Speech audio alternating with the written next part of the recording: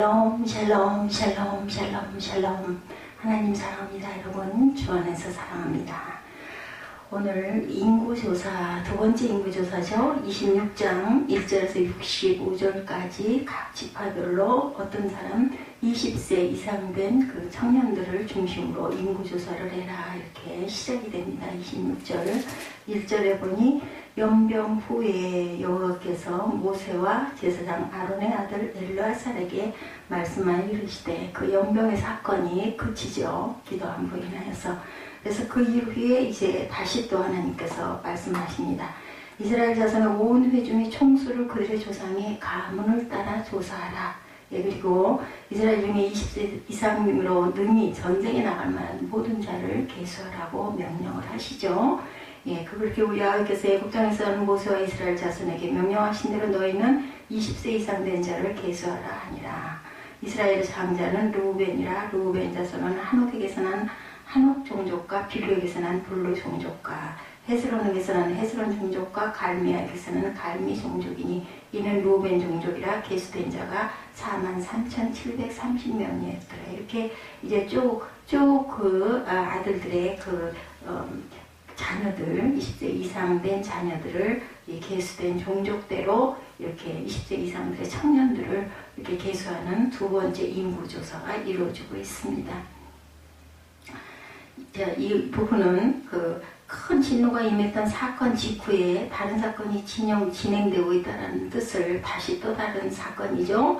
25장에서 26장으로 그리고 또한 그 23장에서 24장으로 이렇게 진행되는 그 과정을, 여기에 공통점은 하나님께서는 이스라엘을 진노에서 자비로 심판해서 다시 약속으로 옮기시는 과정이다. 가데스 바니아라는 장소와 바알골이라는 장소만 다를 뿐이죠. 이 두 곳에서 이스라엘은 똑같이 하나님께 죄를 범하고 그 죄로 말미암아 하나님은 그들을 징계하셨습니다.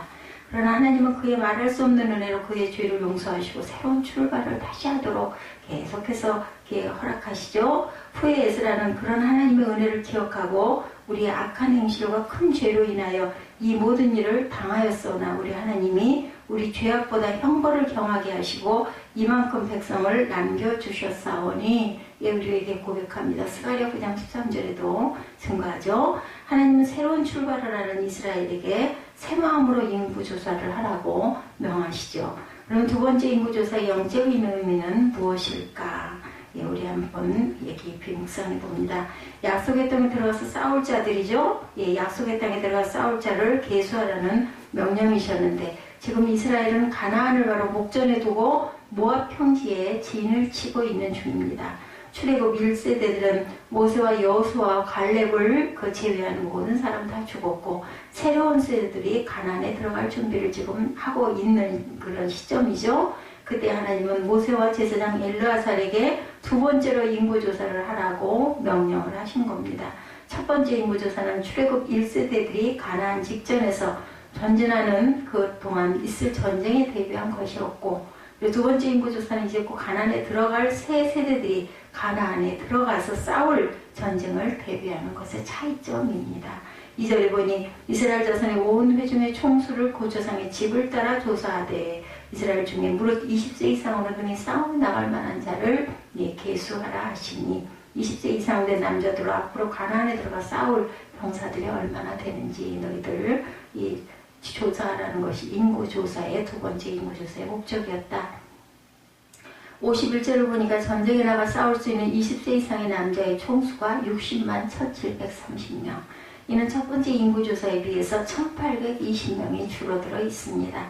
여기서 특이한 점은 유다 지파를 포함한 7지파는 숫자가 늘어났고, 르우벤 지파를 포함한 5지파는 숫자가 줄었는데, 그 이유는 어때요?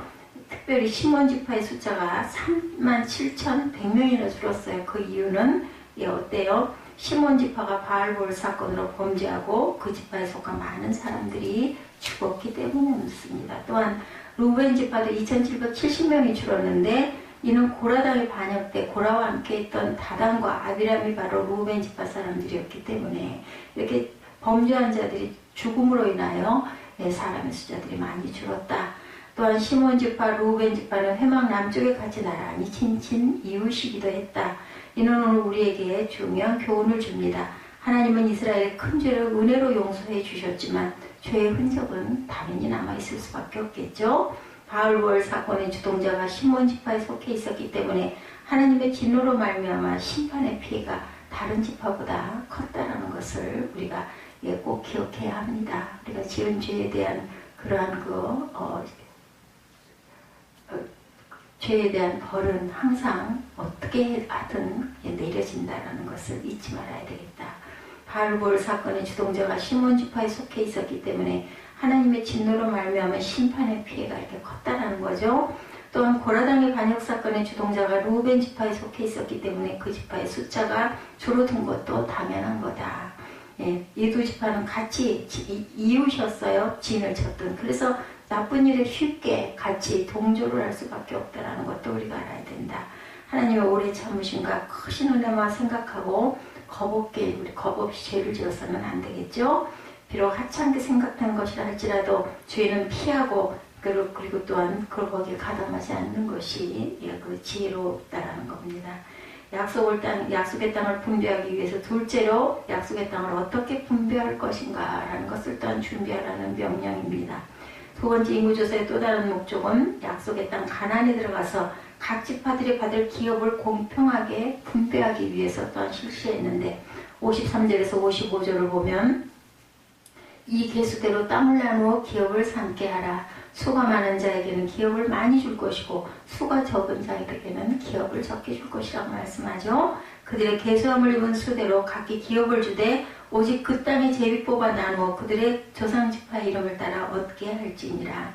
우리는 이 말씀을 통해서 하나님의 기업 분배의 기본 원칙을 배울 수가 있는데 첫 번째 믿음의 법칙이죠. 구원은 아무런 대가 없이 무조건 은혜로 받는다. 그러나 상급은 대가 없이 무조건 받는 것이 아닙니다.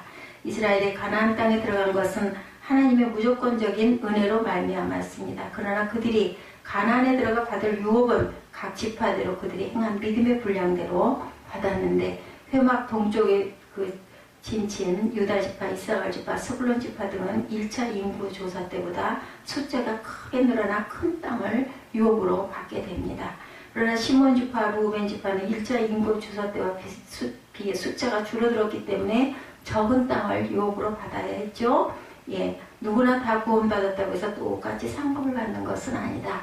고린도전서 15장에 바울 사도는 해의 영광도 다르며 달의 영광도 다르며 별의 영광도 다른데 별과 별의 영광이 다르도다. 41절에 증거합니다. 고린도전서에 있는 내용이죠. 이렇게 항상 우리는 모든 땅에 있을 때 믿음 생활을 잘하여서 영적인 열매를 풍성하게 맺혔을 때 하나님께서 받는 상급도 다르다는 것을 우리가 알아야 되겠다. 두 번째 공평의 법칙은 하나님이 이스라엘의 가나안 땅에 들어가면 각 지파가 유업으로 받을 땅의 크기는 각 지파의 숫자에 비례해서 꿰되리라고 말씀을 하시죠. 그러나 어느 지파가 어떤 땅을 차지하느냐, 도대체 이것을 어떻게 나눌 것이냐 문제를 어떻게 해결하기 위해서는 여호수아와 대제사장 엘르아살과 10지파의 두령들이 뭐를 했어요? 제비를 뽑아 결정했다. 민수기 34장에 나타납니다. 성경은 제비 뽑는 것은 다툼을 그치게 해서 강한 자 사이에 해결케 하느니라고 잠언 18장 18절에 증거하고 있고 잠언 16장 33절에는 사람이 제비는 뽑으나 이를 작정하기는 누구에게 여호와께 있느니라. 사람들이 자기들의 손으로 제비를 뽑아 땅의 위치를 결정하지만 결국 그 결과는 하나님의 섭리에 있다는 거죠. 영적인 법칙으로는 다른 지파들과 달리 레위 지파에겐 유업을 주지 않았습니다. 단지 48성읍을 주어 흩어져 살게 했다라고 민수기 35장 7절에 나타나 있는데 그 이유는 야곱의 임종 때 유언대로 이루어졌기 때문이다. 다른 형제들과 달리 레위와 시므온은 세겜 사람에게 아주 잔인하게 대했습니다. 그래서 야곱은 그들이 그 분노대로 사람을 죽이고 혈기대로 소의 발목 힘줄을 끊었음이로다. 그 노염이 혹독하니 저주를 받을 것이요 분기가 맹렬하니 저주를 받을 것이라. 내가 그들을 야곱 중에서 나누며 이스라엘 중에서 흩으시리라. 창세기 49장 6, 7절에 이렇게 증거되어 있죠. 그 예언대로 레위 지파는 흩어져서 살게 됩니다. 온 땅이 흩어짐으로 인해 레위 사람은 더 효과적으로 이스라엘의 하나님의 율법을 가르칠 수 있었다라는 겁니다. 영적인 일을 하는 그들에게 하나님이 친히 그들의 유업이 되어 주시겠다고 약속하셨기 때문인데, 이 땅에서 사람들로부터 얻은 유업보다 하나님께로부터 얻은 유업이 어찌 값지고 귀하지 않겠는가.